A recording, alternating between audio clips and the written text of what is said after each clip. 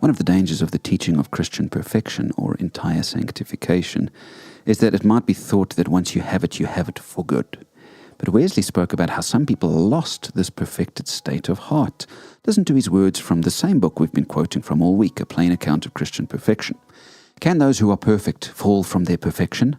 I am well assured they can. Matter of fact puts this beyond dispute. Formerly we thought one saved from sin could not fall. Now we know the contrary.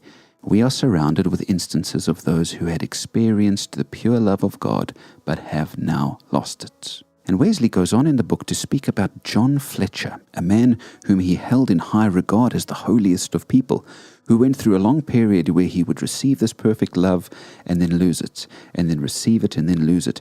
It took him a while to finally hold on to it for good, but eventually he did.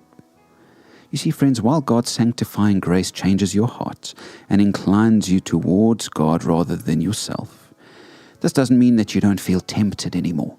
In fact, if anything, the devil will try even harder to tempt you now that you've received this gift of perfect love. C.W. Ruth, an old Nazarene preacher, wrote this in a great little book called Temptations Peculiar to the Sanctified. Some Christians have supposed that if they were sanctified wholly, they would henceforth have no more trials or temptations, and would have nothing to do but to rejoice and shout the high praises of God. But they soon become disillusioned, for it is likely they will now experience more intense, if not more frequent, assaults from the enemy than ever before. Burglars will make a more determined effort to burglarize a mansion known to possess great wealth and riches than they would to burglarize some vacant or dilapidated shack. When the soul becomes the custodian of heaven's riches and becomes a multimillionaire in spiritual treasures, having a good supply of the gold tried in the fire, it should not be thought strange if the old thief would be found prowling about those premises. But the sanctified soul has improved safety devices and more capital to run his business, more power of resistance.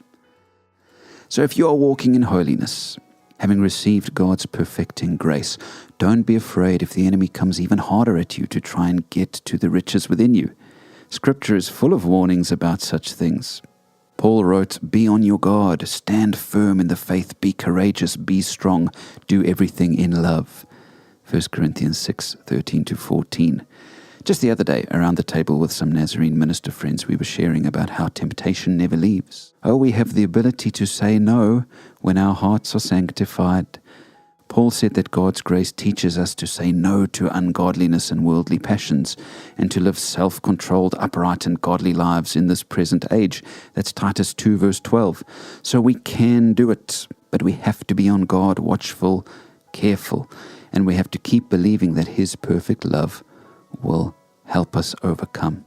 Be perfected, friends. Take that step in faith. Receive the Spirit's cleansing of your heart, and then keep vigilant, because the holier the person, the more the enemy tries to trip them up.